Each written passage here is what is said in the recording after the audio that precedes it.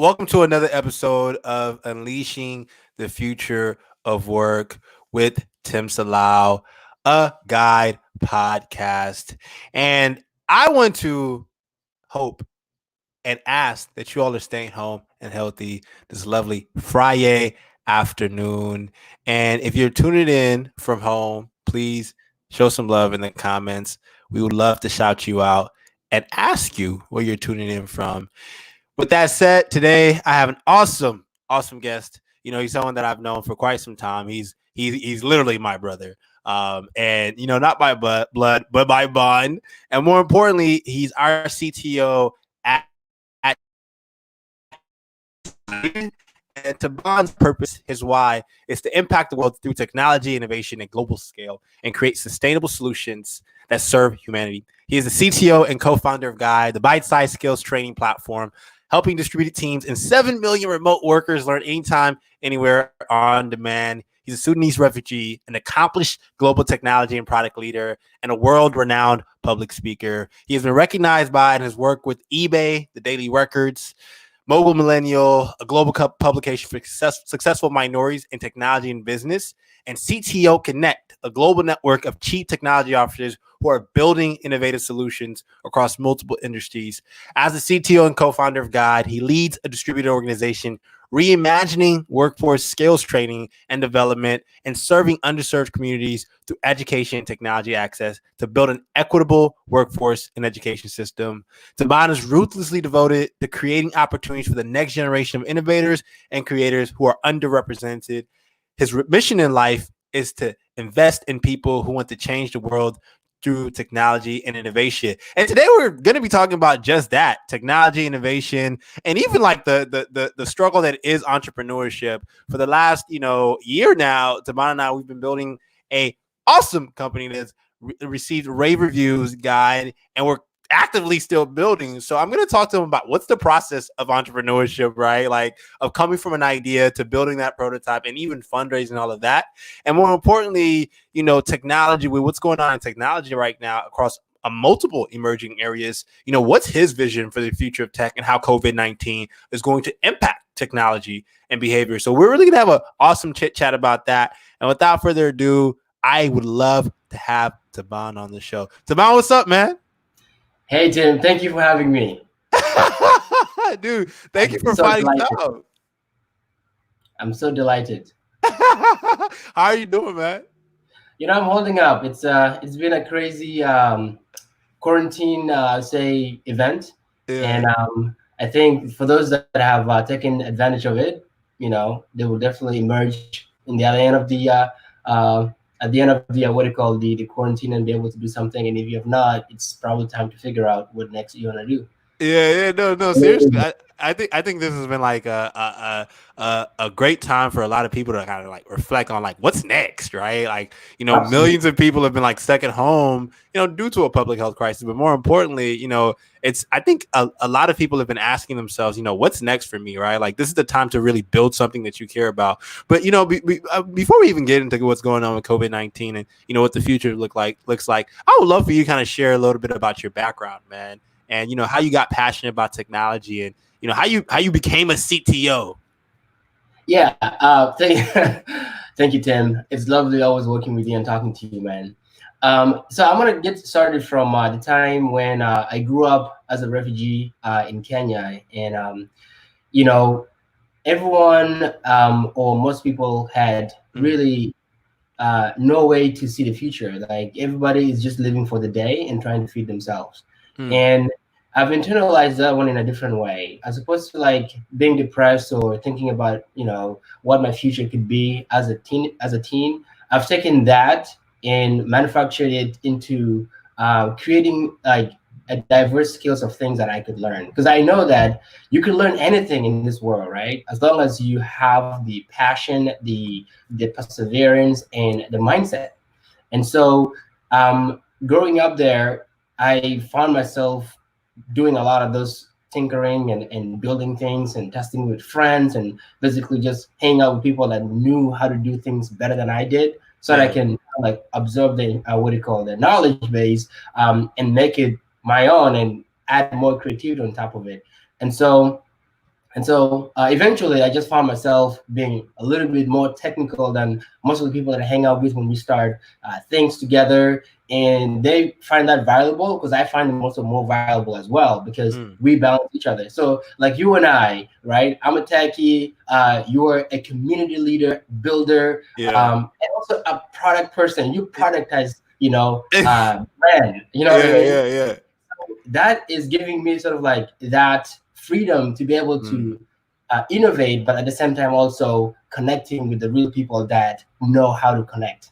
Yeah, and I love it. I love because you and I, we've been on the journey for quite some time, and we're like yin and yang. And I think you're speaking to the point of like how it's important when you're building anything to find someone that has complementary skills, right? So you and I both share a passion for technology. We like obsessed about tech. We love it. We can both get technically giddy, right? But at the same time, there's skill sets I have in design and product that complement your skill sets in scale and infrastructure. For you, because you've always been this very entrepreneurial person. When did you realize that you were always passionate about kind of like tinkering and building things, man? Long story short, although once I publish a book, then all of you might read.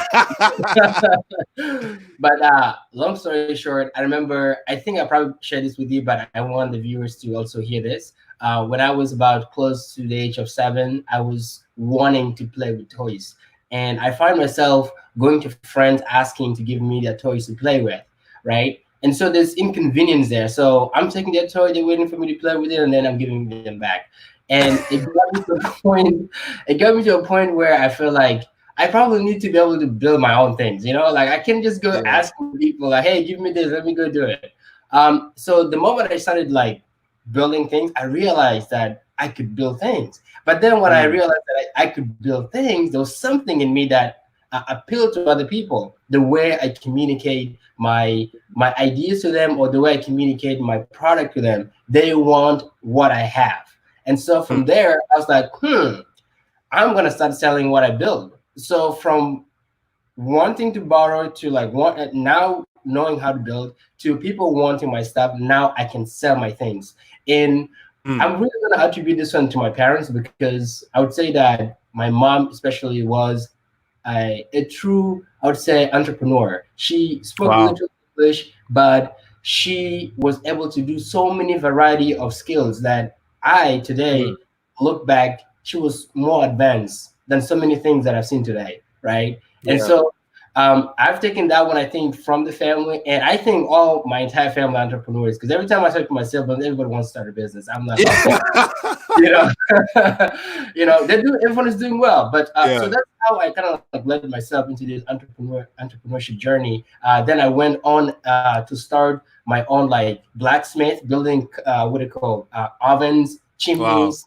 I went to barber, like cutting hair. It was fun. Photography, taking pictures of people, elements, views, all this kind of stuff. And then I find myself. Dude, you're like a Basquiat. You're like a technological Basquiat, man. You're super creative. That's one of the things I love about you as your co-founder. It's like you understand how to look across different disciplines, and I think it really lends to your creativity. And what a lot of people don't often realize about engineering is that it's a creative art too, man. Yeah, absolutely. It's a craft, right? Yeah, and it's definitely craft. Here's the thing: like you can't build a solution without knowing what the product looks like. Like you can be thinking the complex sense of the complex sense of how the code is going to be efficient and all this kind of stuff, but you would miss the point in regards to what the customer is going to be viewing, because they need to see what you're seeing. If you're not seeing what you're seeing, then they will not see what you're trying to do. And so there is that perspective. And so I, like you, we love designs, and I spend I think I don't know how much. Probably over 10,000 hours. Yeah. I look at designs. The reason I look at designs is that it's not that I want to be like the best designer. It's just that I want to. I want to have like assimilate myself with designers and understand the creative process. Right. As I have my own creative process to build products, I want to know what these products are gonna end up looking like. How does it feel? Is this something that I'm gonna be enticed to come back and look at it again? And so those are the processes. Yeah, no, that's powerful. So I want to show some love to our amazing community that's viewing. Shout out to Winifred. Hello, Tim, my night job brother. Hey, Winifred. Shout out to Lizzie from Seattle. Heck yeah, go guy. Thank you, Lizzie, for all of the love. Shout out to Tim. What's up, Tim? What an incredible intro. Let's hear it for Taban. Yeah, he is pretty awesome, right? Shout out to Winifred. So it is so inspiring to see immigrants who are entrepreneurs. I've been encouraging my son, JR Eri, section leader in Stanford University, to begin the journey of entrepreneurship. Winifred, shout out to you for encouraging your son. I think everyone should pursue a little bit of their entrepreneurial ambitions. And, Taban and I, as immigrants, we know that we have the opportunity, we have the skill set to do so. So shout out to you, Winifred, for inspiring your son to do that. So let me talk with you, Taban, because there's a lot going on right now in the tech space, right? And, you did you initially go to school to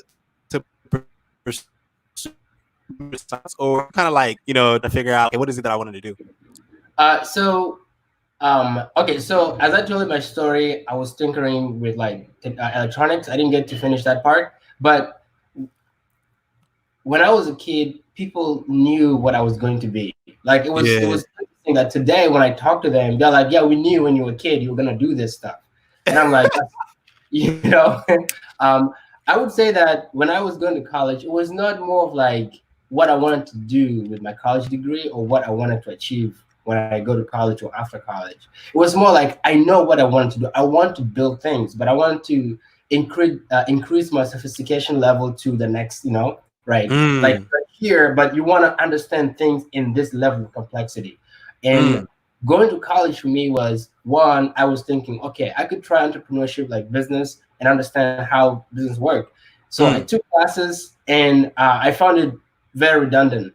Then I did, business is great. Studying it is great. Doing it is great, but studying it is hard. So it's true, man. I feel as if the best way to learn about business is to build a business. That is I literally love that. I literally love that theory. Yeah, absolutely. And so I found myself trying to be a mechanical engineer, or thinking of sort of like becoming a mechanical engineer. So after taking physics and computer science classes, I thought, let's revisit that idea of electronics. So it was physical. Now there's something called software. And so as soon as I understood that, and plus, I mean, like, who doesn't know about Bill Gates? As a kid growing up in Africa, like, hey, Bill Gates came to Kenya like the other week and nobody knows who he was. And then I find myself 20 minutes away from where he lives. I'm like, this is incredible. Not that we know each other though, but just FYI, we don't know each other. But I found myself while I was at college wanting to study computer science, and not only just computer science, but I wanted a practical experience that can actually get me to the sophistication level I can build things. I did not know that I needed to spend time to like read all this stuff. And then fast forward, college has been great. I went to Central Washington University. I have met the most incredible people, and that's where I found myself studying computer science with people, experimenting on ideas, building things. While I was at college, I built a search engine for roommates. Wow. That didn't end up going anywhere, and I ended up working, building something called What's on Plate. It's supposedly a way for you to painlessly order food, which today, I'm talking about like 8 years ago. People don't know what I'm talking about, like 8 years, before even this thing became a thing today, right? Yeah. People now are like, oh, I'm going to use Uber for ordering. Like, this is what we've already thought about before even Uber became what it is today. Existed. Before it existed, yeah, exactly. So my love for engineering and learning basically stemmed from there. But I already knew what I wanted to do. It's just that the timing was a little bit off. Like I keep changing from here to there until I was like, this is what I knew I used to do very well since I was a kid, and this is what I'm gonna do. Man, I think it's powerful that you had that conviction early on, as a kid, but because you were reading what you were interested in, right? And even for me, similar to you and I are very similar in the sense of like we're passionate about what we do. It's a craft for us. It's just not like, oh, like we're building something. We're building something, and we want it to be quality, but we also want to have fun doing it. We enjoy it. Yeah, you got to enjoy it. And I think, a lot of, there's a lot of, young people right now. There's a lot of people who don't necessarily know what their craft is. And, one of the things I always tell people is that, like, look, like, your craft is whatever you're passionate about, whatever you're putting your purpose into. So I want to ask you something, man. Like, with everything going on in technology right now, right? Because, we're building Guide, which is a SaaS platform for bite-sized skills training. What are you excited about in technology right now? What's kind of like really tickling your fancy in a way? That's a very good question. I have a lot of things that I'm actually thinking about. One, in terms of sustainability, agriculture, food, and logistics. And then I'm thinking about, of course, e-learning. But at this point in time, I think, after the quarantine, I think that learning. So I was talking. Okay, I'll just cut it off a little bit. I need to inject a little story here. I was talking to somebody. I was speaking with somebody in I think Uganda, and I asked him, what is it like being in university there? And he basically said that school is shut, nobody does anything, professors are just waiting until school is open. And I'm thinking, I, on the other side, is trying to figure out, okay, I think the future of learning is going to be people are going to spend more time on the devices, but not only devices, but there's going to be a way where learning becomes tangible, where you use AR and VR to explain and experiment with things, right? Some concepts are explainable using objects, right? You'll find a teacher on the other side explaining things by holding things, and students are feeling like they're interacting with the teacher. That is the type of learning that I think is going to happen very soon, right? And that's happening actually as we're speaking right now. Yeah, it is. And then in terms of like sustainability and agriculture, I think that big conglomerates have taken over the world in terms of like agriculture, and it is killing individual entrepreneurship of sole proprietors and all this kind of stuff, right? It's killing that. This micro agriculture is better for sustainability if everyone can have a piece of land to be able to cultivate using what do you call this thing? I can't remember it, but greenhouse. Greenhouse. But also more effectively, how do you get those farmers involved in the day-to-day market and trading of their goods with their immediate consumers? I think that one needs to change. The way it is right now, it's so like heavy, and it's not cost effective in terms of how things are being delivered. So those are the two things I'm really looking into. Learning and sustainable agriculture. I love it, man. So shout out to Winifred. She's asking, Taban, how do you encourage teenagers and young adults to pursue entrepreneurship? How do I? So aside from just even us building Guide, we have teamed with an HR from Nigeria in London to build a coding or sort of like a program for kids. The best way to really encourage somebody is when they're young, right? Yeah. The younger they are, when you expose them to more materials that are involved with, not directly but indirectly, creating things and just owning their passion and owning their their craft. The kids, as they grow, they will find that they're actually good at something that they can actually monetize it. At the end of the day, you can be so good at painting, but if you're not monetizing a painting, you will have to work a job that you don't like. So we need to start to embrace this idea, like, what do you really want to do? Ask the kid that. Let them say, I don't know. That's a better answer than I'm still wondering, right? Like, it's like, I don't really know, but tomorrow I can figure it out. So my sibling or my little sister, the other day I was talking to her, because she sees what I do, so I'm sort of like a role model for her in many ways. But also at the same time, when I asked her, what do you want to do? Do you want to do computer science? Do you want to do design? Do you want to do this?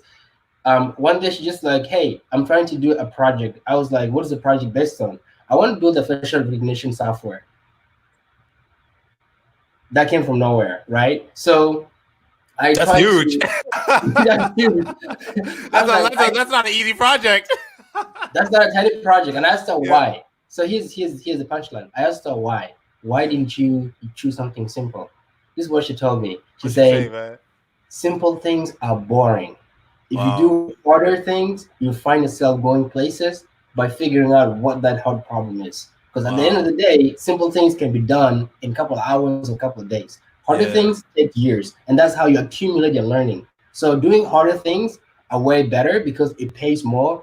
The knowledge that you accumulate over time is going to be huge because you're always constantly pushed to the limits, and you sometimes you might even think like, I want to drop this project, right? And so you want to put people in that type of situation. I don't know if this is the best way to really encourage somebody to do something, but to me, I think from just learning from what she was trying to do, it kind of gave me the same type of vibe that I always strive to do things that are more complex. I talked to my uncle about it, and they'll say, Taban, this is not doable. This will take years, 10 years. And I'm like, okay, be it. 10 years, good. In 10 years, I would have learned more about what I'm trying to do. I'll become a subject expert, right? So we want to be able to like enforce that type of culture, on our kids.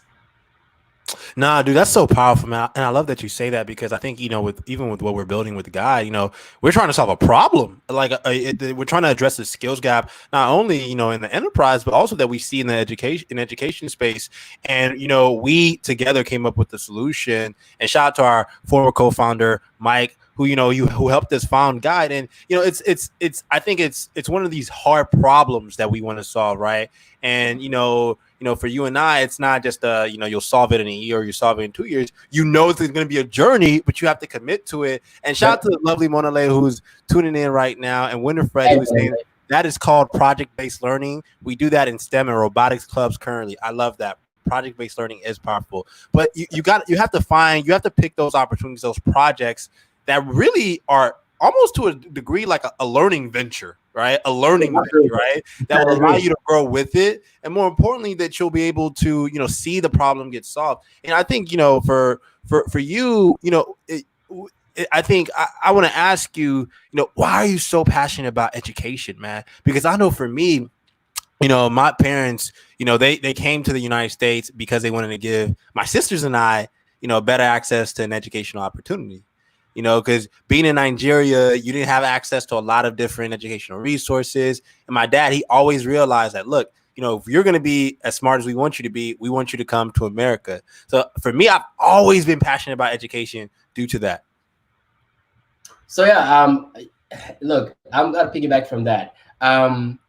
Even growing up in a refugee camp in Kenya, if you don't know where that is, it's in East Africa, people, is that I've always spent the time in the library, right? And I could gather as many books as I want from the library, but there's not really enough book for me to gather, right? Because the supplies are not really meeting the demand of this one young man, right? That has really, like, in many ways, changed my perspective in terms of like how things are done, how you change your culture, how you drive innovation forward, and how you think forward. Education is probably the only pillar that would allow you to harness this this I would say this vaporized ideas or knowledge that is in there, right? How do you bring them all together? So I found myself really interested in making it easier for people to access information, right? The reason why we're building Guide is accessibility. I want to access contents on my fingertip. I want to access contents that can put a spin in my head where I will be thinking about a particular subject the whole day, and that might give me a push to want to explore more of what I just learned. That evokes curiosity. Absolutely, evokes the curiosity. And if you're serious, you would be very curious, right? Yeah. And so that's how I started like find myself in the education space. But more importantly, I think there were things that I wanted to learn back then. Like I wanted to learn how to be a good typer. I needed to learn like just entrepreneurship. Like I want to learn how to build things in a larger scale. I was not able to find those contents. So every businesses that I had, to me, was more like, it's like a toy, not something that I can see it grow somewhere. But I saw some of my friends, even back in the camp, were able to do something incredible, right? And so the education part of it was the only thing that was missing. if I had that education part where I had resources on my disposal, I'll be able to explore things. You don't really need to be in class to learn to be a good software engineer or to be a good product person. You just need to play with the idea of what you're trying to build and research more. One of my favorite shows is Shark Tank. It's really amazing. Like I've watched that thing for like 6 years or more, and I never get bored of it because I'm always learning something from it. If there was a show like Shark Tank where I grew up, I would have turned some ideas into millions, right? Like already. I'm like, there's really no question. There's no questioning that. Like I already know, right? Yeah. And so education is really important. And so my entire family, my siblings, I tell them, look, forget about me. Like maybe one day I'll go do a PhD. I don't really know, but my goal is I want to be able to create this bite-sized content that people have in their pocket. But at the same time, like you said earlier, to spark their curiosity, that they can actually go into wanting to do something more with what they learned from what we provided them. So we want to have tools. Let education be the tool that allows you to succeed. Yeah.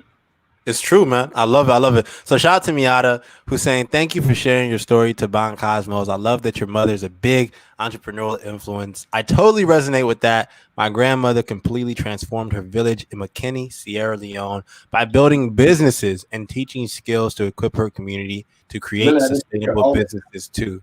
Right? I actually spoke at China's best engineering university, Tsinghua, I think, where I talked about my grandmother and why young African entrepreneurship is engineering a bright future. I love what engineers can build, and my MBA program was full of ex-engineers who I learned so much from regarding problem solving and critical thinking in business too. Shout out to Miata. I love that. That is so powerful. Monale is tuning in and she's saying, I think it's important to know that entrepreneurship isn't for everyone. Some people will find success in a 9-to-5 job. However, even with within a corporate setting, you can run your career with an entrepreneur mindset. Focus on personal branding, project-based learning that solves business problems, maybe even side hustles. Entrepreneurship shouldn't always mean starting a business. This is true. Oh, that's absolutely true. I'll talk about that later. This is true. I have some really good points on that. I love it. I really love that she brought that up. Yeah, it's true. And I think often when people think of entrepreneurship, they always think about, I have to start a business, right? Entrepreneurship is really just making something happen and creating value. For some, it's maybe starting a business, but others, it could just be starting a program, or it could be building your personal brand and having a side hustle, right?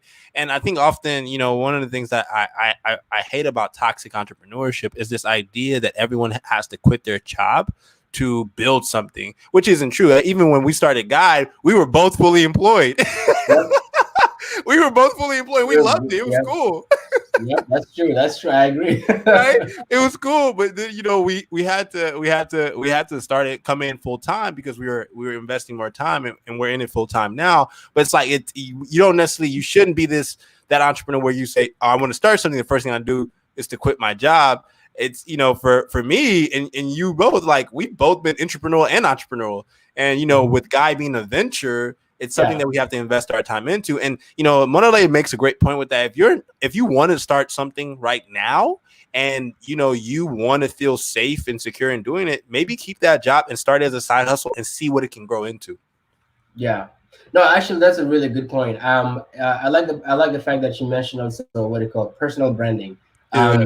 We will have this conversation sometime soon. But I was having a conversation with this one particular friend. His name is Jonathan, which I want you to meet him, by the way. We were talking about personal branding. We were talking about how, as a worker or as an employee for a company, how do you carry yourself within that company? Like the things that you say, the ideas that you invoke, those are things that people will take very seriously, right? So if you're not taking yourself seriously, people will not take you very seriously, right? If you and this stems to the idea of like, okay, being an entrepreneur is having this ability to not confront, but to like bring forward the things that you feel like the company needs, right? Or something that you feel like you need to do it, right? Entrepreneurship is about like needing to do something. It's not about wanting to do it, right? Yeah. And that conviction, we all have that. Like at our work, right, we see something wrong, or we see something off a little, or we see something that could be improved. We say we want to add value to it, we want to change it, we want to do this. You find yourself in that what do you call it, in that circle, solving that problem. And that is that initiative that you took as an entrepreneur, because you wanted to not wanted, but you needed to solve that problem. So you found yourself offering your ideas to solve that problem. And entrepreneurship is about inspiring that idea. So if you can build it, inspire it so that people can build it. That is entrepreneurship, Yeah, right? that's so So true. That's so true, yeah, man. yeah, Dude, that's powerful. And because I've worked in corporate before, and I think one of the reasons what, especially as an organization grows, and you know me, I love organizational design. I talk about that yeah, stuff you like definitely every do. single day, man. And even with how we're designing guide, one of the things I constantly think about is like, how do we keep that entrepreneurial energy alive long term? As we'll grow, but more importantly, when I've been in large organizations before, it's almost as if like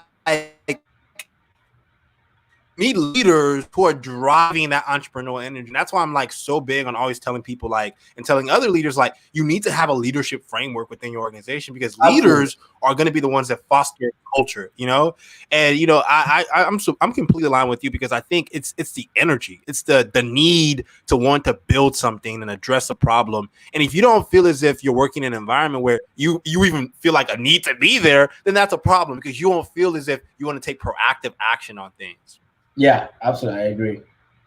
You know? That's a good point. I like it. I like it. I like it a lot. So talk to me, man. Post COVID-19, like there's a lot of hot technology coming out right now. I've been keeping track of mobile and 5G computing and cloud computing. For anyone right now that wants to get into tech, what are two to three things that you advise them to do to get into this field? And before you answer that question, Monale says entrepreneurship is creating something and adding value. I love that definition, Tim. Monale, thank you. We love you.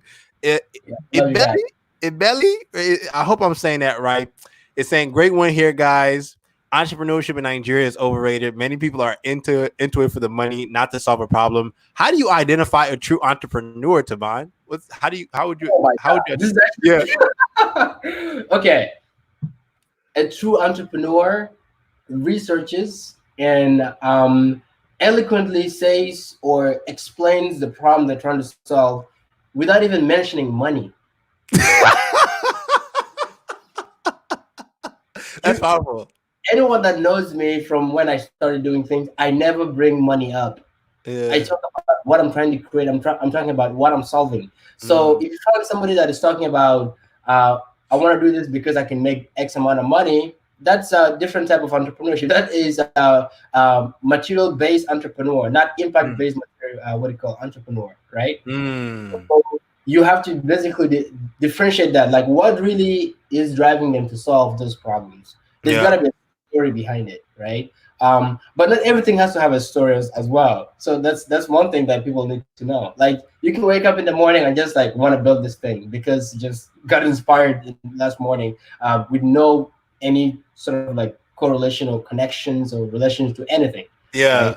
So the that word, man, it kills me. The someone who's enthusiastic in building something, you can Mm, tell by how they speak about that problem they're trying to solve, right? If they're yeah. not, you will definitely tell. They will be disingenuous.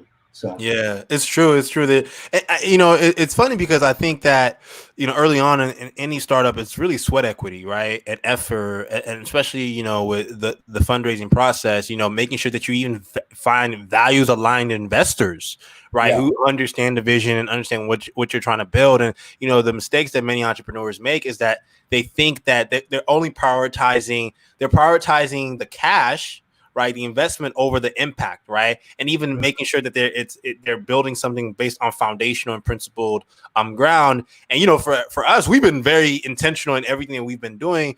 And what I love about what you're saying is that, like, there's one, I always tell people, there's a difference between innovators and entrepreneurs. Innovators scale things, entrepreneurs start things, but you can also be both, right? yeah, If you can be a founder and an operator. And I think that with where we're at now as a society, there's this huge opportunity for more values aligned or values driven entrepreneurs who are looking to build something that impacts the world. And we can even talk to what's going on in healthcare right now and all of the different, innovations that we've been paying attention to, right? There's so many opportunities to solve a problem in healthcare right now. Yes. Telemed, I think telemed is going to be huge. Yeah. Telemed has, I have a few, interest in that. So because I worked at GE, so I've already seen how things are done in healthcare. Well, not in like details, but I've seen the high level. I think telemed is going to be huge because right now you can't visit doctors, so your doctors have to be able to video chat with you, be it Zoom or another solution that is only privately done, that's HIPAA compliant, GDPR compliant, and all those other compliances, so that nothing happens in that transaction that's happened between you and the doctors, because people can hack those video systems, right? I think that's huge. I think the other one, now I'll talk about that later. It's still not a well formulated idea, but I think there's movement in so many other things, so many areas. But yeah, man, I don't know. So what was the other question that you asked? I'm not have to ask you that because I'm running out of ideas to share about what I was thinking about. So I need to put it somewhere. No. So you mentioned healthcare. I think healthcare is huge. And, I was just mentioning how, I think there's multiple sectors that, entrepreneurs can build things in right now. Shout out to Rotimi, who's viewing in and tuning in from London. What's up, man? But yeah, I think you have a point, man. And I would love for you to talk a little bit more about Cosmos Innovation, man. Which is your dynamic business and, where you're building solutions across various disciplines.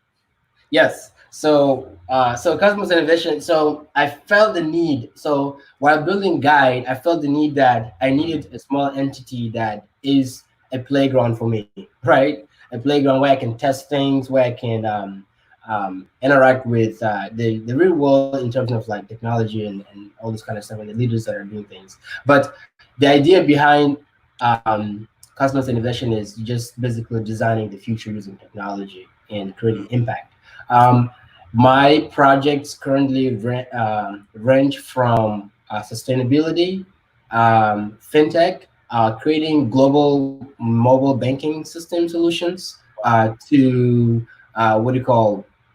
kids coding, and then to healthcare, creating a safe way to transfer files between hospitals using blockchain and a little bit of AI in there. And I'm also experimenting a little bit with with logistics. So logistics. And then the last one that I don't want to forget is quantum computing research and machine learning POCs. So people that want a solution that can be built for them, so they can try the ideas out before they let's say, raise money from investors, or even show the solution to a particular big company who wanted to implement that because they don't have the bandwidth. So we'll help them design that with them. And so those are the things that Cosmos Innovation is focused on. But also, I'm big on distributed engineering. You're huge on that, man. I've been exploring that for the last 7 months already, and I've created a really good connection of trustworthy, respectful people globally. And every time I talk to them, it just feels like a breath of air. We talk tech all the time, we talk products all the time. It basically gives me that urge to continue to create, but also become a really good CTO at Guide, because you pick all these different skills from all the places and it manifests somewhere. So that's what Cosmos Innovation is all about: designing the future through sustainability impact. Dude, that's huge, man. That's huge. So shout out to Jonathan, who's saying, what's up? Tim, what's good, Jonathan? Thank you for tuning in. Shout out to Winifred, who is saying, an entrepreneur creates a new product or service or adds to an existing product or service with the associated systems, sales, and marketing to bring it to market. And, that's the thing about entrepreneurship and building product. It's one thing to build a product. It's another thing to package it and sell it and make sure that you're making it commercializable. All right? Fantastic. And that's the thing, like you have to be able to understand how do you package a product. And one of the things I've always loved about product management, I tell you this all the time, is the fact that product isn't like people think product is one aspect of just like building the product. No. Product is the entire life cycle. And then how do you take it to market? And then more importantly, how do you create a really powerful community that is, that has an affinity with the product? And, for me, with Guy, with every, I remember the first time, you remember the first time we met, bro. Oh, yeah. And you showed me Giraffe. I was like, bro, Giraffe is cool, but we can build something better. Yeah. We can build something better. My heart, man. What's up? I'm just kidding. We could build, but it took us time. We had to go from like and we were experimenting for about a year. Like we went from this ideation, we were focused on life skills, and now we have like this very, very strong market opportunity based with everything that's going on. We're saying, okay, this is it. And I think a lot of people, they forget about the iteration cycle, right? And they forget to like give themselves time, and they give up too early. Yeah, it's you said it perfectly. I mean, even what. Like, here's the thing. As an engineer, I'm also a product person. We're both like product people. That's why we understand what product is. Yeah. Right? And it helps if you have an engineer that understands product. Yeah. You're always gonna create the right thing, right? That's why sometimes I tell people, even engineers, I'll tell them that it's good to read a little bit about products, understand how entire software work, as opposed to like building simple modules or complex modules that's gonna be put together by somebody else, and you don't even know. Sometimes some people don't even interact with their own software, so you need to know what the solution is building. It gives you the ability to understand the entire system that you're building, right? And it's actually really good. It's not a bad thing. It's a good thing to do that. And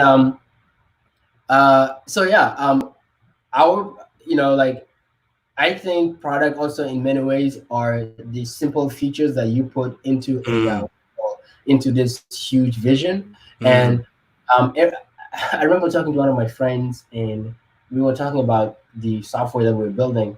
And I said, this product is going to be a product made out of 10 products. And they're like, what? This shouldn't be like one unison solution. And I was like, no. We are definitely having to create one specific module. So the idea stems from microservices, right? Yeah. So if we build microservices, why can we build a modular interface? So it's kind of rhymes there, right? Like not rhymes, but it kind of like follows the same trend. Allows you to be able to have a team that is dedicated on particular microservices, and then another person that's dedicated on another one. Just the same with the features to build. Somebody's building the camera feature, somebody's building the view feature, somebody's building the whatever feature. And so we need to take product, not look at it as only a big thing. We need to segment it. We need to break it down. Yep. Think about it from the features and the capability, and even with how we're thinking about building our product team is as we grow is we want to make sure that people are focused on various different surfaces such as the camera, then the profile page, and that's how. And I think it's a lot of education that you have to teach people, especially if they don't know product.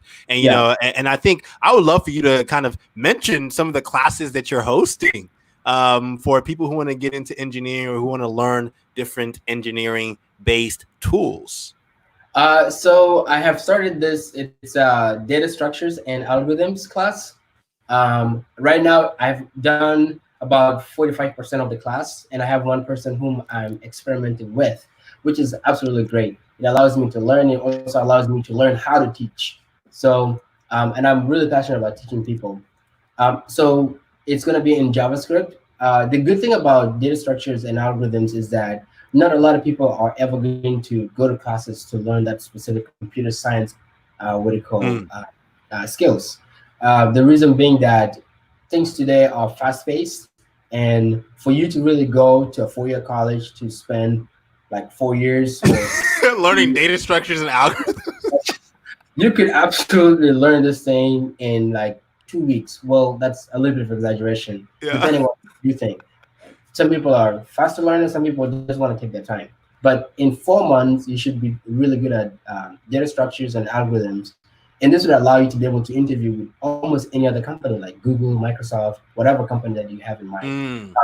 And the good thing is that it's a basis to which most frameworks are built. Wow. So once you understand that, if you look at any other framework that is built, they use most of those concepts in there, right? So you'll find yourself as a first citizen building product right away or writing software in JavaScript or Java. You will learn it very fast because really once you have the basis, everything else is just syntactic sugar. That's all what it is. So make sure you reach out to Taban if you are interested in being a part of his class. Shout out to Kenna who's tuning in. Hi, Tim, and to Taban. Double T. Yes, Double T in the house. Shout out to you, Kenna. Rotimi is saying, in the Western world, no one goes into a business enterprise without wanting to make a great product or service. That is fundamental. It means that you are not a charity. You are looking to run a commercial business, which makes money. And this is so true, right? I think, the from the start, you and I wanted to build a a service-based business, a software as a service-based business. And, we kind of scratched that. We experimented with a few other different business models. And now we came back to saying, okay, let's just focus on SaaS. And I think, Rotimi, what I love about what you're mentioning is the fact that honestly, software or just service-based businesses, what I love about them is that this obsession with customers, right? That you have to have if you're building a service-based business, and more importantly, scale. Thinking about scale from the get-go versus as an afterthought, right? And SaaS-based, like if you're thinking about building a B2B business, Rotimi, you always have to think about making sure that B2B business complements that service-based business, man. And I have a lot of learnings that I can share with you on that, Rotimi. But great mention. Jonathan says, man, you're a genius, bro. So shout out to Jonathan, who's a product designer, showing love to Taban. With that said, Taban, I want to ask you, man, when it's all said and done, how do you encourage our viewers to continue to stay inspired on building solutions that change the world? There's really no one answer to that. I think just use your intuition and your passion towards a problem that you're trying to solve. And if you have that conviction to solve something, you really want to just, here's the thing, like solving a problem is good to think about solving a problem, but actually solving the problem is what people run away from. Wow. So if you stay solving what you have initially thought about, you'll find yourself after 3 months actually learning more about the thing that you're trying to solve than you actually thought you knew. Wow. Definitely spend more time on it. Building Guide has been really fun because I thought there's so many things that I knew engineering wise, and you know the story, man. I don't have to tell you online. No, right? We learn every single day. We learn and we iterate every single day. And it's been fun, right? Because I think that we're trying to solve a problem in the space of skills gaps, and the thing is, we realize that we're building a solution that can scale to solve that problem. And I think, the skills gap problem, one part software, but another part is really transforming how we think about education, right? Yeah. And transforming how accessible education is and really understanding how how variable the problem is. So oftentimes people think a problem is very, very minuscule, but it's not the problem you're trying to solve. It's the scale in which you're trying to achieve within the problem. Right. Yeah. So you can, so your actual solution can actually solve the minuscule problem. And it takes a different type of mind to think at that micro level. And, what I love about you, man, is that you understand scale, but at the end of the same time, you understand how to dive deep into building, something tangible as well. And one of the things that I want to encourage anyone that's trying to start a business or build software is, a big part of building software is looking at the macro and then looking at the micro. Right. So being able to look at a high level depiction of what you're trying to build and then being able to focus in on the tactical level and say, what does it look like? What does it feel like? Who are we trying to reach? Absolutely. I totally agree with you, man. Let me ask you a question. Talk to me, man. What really inspires you to be the product person you are and the designer you are? Like, what is the one thing, if anyone was to say, yeah, I know why he does it? Because I already know so many things why you do it, but I just want to know one thing that I don't really know. Yeah, man. Dude, I'm still a child at heart. I'm still a child at heart. Like, for me, building products is almost like you're building a puzzle piece, right? Yeah. So I think it's like, it's literally the inner child in me. And, that's one big thing for us within Guy. It's a part of our virtues is that, like, be your authentic self, but at the same time, be ruthlessly curious. And for me, it's when I'm building something, it's really me loving the process, right? Loving the fact that, okay, we're trying to figure this out. No, that looks ugly. That's a horrible design. That doesn't make sense. Cut it. Like, it's really understand how do we build something together in this formulaic way that actually serves and drives value, right? So it's like, I think for me, it's just like it's fun. It's actually like the creative process. And, I think a lot of what people don't realize that when it comes to product management or even engineering, right, is that it's a process of creativity. You have to think across multiple dimensions. You have to talk with multiple people. You have to take inputs from a variety of different directions and then just simplify and say, oh, this is what we're trying to build, So I think that's it for me, man. It's just me still being a kid. I love it. And like I said, there's no wrong or right answer for anything. Everything that makes you who you are is what makes you. You know what I mean? I'm trying to create this bond with people and get to understand them more in deeper sense. Because it's easy for somebody to understand me because I just basically give them everything, right? But also, I want to be able to take in from people too as well. I think I'm horrible at that. So, but that's good. Thanks for sharing that. Of course, man. So let me show love to Ken, who's saying, I like what Taban said about a true entrepreneur casting the vision and need without bringing up money. So how have you mastered bringing up the money aspect later on without seeming shady? Taban, do you have any thoughts on this? Yes, I do. I think as soon as you have laid the rules for what you're trying to solve, you already know the pain points, right? Yeah. The last thing that you want to do, or the most important thing that you want to do before you even share this idea with anyone because I've learned this after we worked on GAD and multiple other projects, is that at the end of it, you want to think, okay, how do I charge people, right? Yeah. This service is going to mean so much to them. So I'm going to figure out some metrics. Your metrics in terms of how you want to charge somebody right now, actually, as I'm learning, is that I look at other people that are similar competitor or indirect competitors, see the pricing model, right? And then come up with a pricing model that you feel is genuine enough to be able to present and be able to do the ask, which really complements the solution that you're trying to solve. If somebody really said that you're charging $500 for this particular type of service and competitors charge about $1,000 or $600 or $800 or maybe even $500, and what sets you apart would be how you packaged it, right? Package our website right now, everybody thinks it's like a $20 million company. I don't know who gave us the valuation, but it is about packaging the solution that you have, and it definitely comes down to people who are going to test your solution or the thing that you're building. So you can't just mention numbers without knowing the pain points. Your software is going to create. If your product is created for free, then it is for free. But if you want it to be accessible for free first, then you add other incrementally amazing features to it. Then that's you can play around with the numbers and be able to say, yeah, this is how we are actually going to. Because really coming up with the number is not that easy. You can come with different numbers to make sense, but it comes down to the impact that you create. Do people really like it? Are people going to like it? Yeah.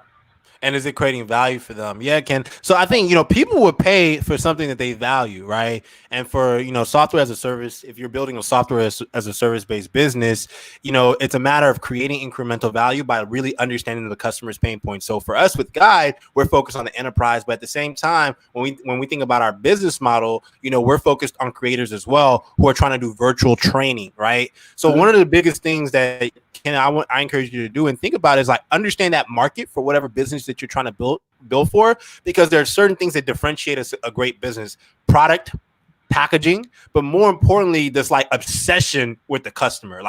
Do you actually know what they're going through? So for us, we actually have a few kind of a variety of different customer segments or customer profiles. So we have the buyer, who would be an HR person, but we also have the actual creator, who would be a corporate trainer or a public speaker who wants to, get their message out there, who wants to teach and is willing to pay for a tool that allows them to build their brand, but more importantly, do virtual training and, maybe potentially offer courses. But you as a product person or as a business leader or you're an entrepreneur in your own business, you have to understand, like, who are we trying to actually reach and what are they willing to pay for?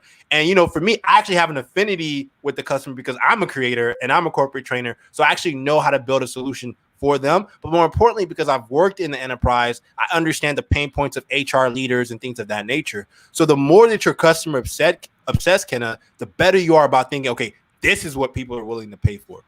Yeah. So, so shout out to Winifred, who's saying, I love using the 3 Ps and 5 Ws plus H in design thinking process to explain the product development cycle. Winifred, you are speaking to my heart. I'm big on the 3 Ps, the 5 Ys, and more importantly, just thinking about design first instead of it as an afterthought. So shout out to you, Winifred. She is saying empathy is at the beginning of the problem-solving cycle. Preach that into existence. That is so true. Rotimi is saying products and services are important. Creativity is also very important too. Creating or resolving a problem can make a great difference to so many people across an industry. 100%. You know what? Thank you so much, you all, for tuning in. Winifred, Rotimi, Canna, you all are amazing. Jonathan, we truly appreciate you all. And, Taban, do you have any parting words for our amazing guide community? Just be amazing. That's all I can say. Be amazing. Go build something, right? Post-COVID, like the future is yours. Be amazing. Be amazing at whatever you do and whatever you're learning. Learning never stops. So it's true. It's true. Be obsessed with learning. And more importantly, make sure you check out Cosmos Innovation Lab and check out Guide. We're iterating, we're building, but you do have, Taban, you do have a website for Cosmos Innovation Lab, right? Where can they find the website? Oh, so I've just designed the website. We haven't released the website, but they can go and follow us on our LinkedIn profile or page. Just follow us there, and then it will surprise you with a website that has all the information that you need to know. We just have been creating, managing partners and connecting with customers and all this kind of stuff. And now we found the need to have the website. It's crazy. Before, I would think of building the website first and then start talking about what I had or what I have. But now the table have turned. I've started talking about money. The problem, and then I started talking about the money, and then they say, how do I read more about you? Yeah. We need a website. No, I need a website. So it's completely 180 turn. So I love it, man. I'm excited to show you guys our websites very soon, so you guys can send us direct information or just scroll through and read more. We'll probably do blog posts on solution that we solved, or just things that we're very curious about, or anything that is of people's interest. Awesome, man. So shout out to Winifred. Let's show some love to Winifred, who was going to get the last word today because she is tuned in. She says it was great to be watching us live, and she hopes that we give her a recording of this episode. She would like to hear more from Taban, and she says, keep on slaying Tim. Thank you so much, Winifred, for the love. Now, for those of you who are interested in sponsoring or being a guest on the Unleashing the Future of Work live online podcast, a guide podcast, by the way, please check out our website, UTFOW.com, UTFOW.com.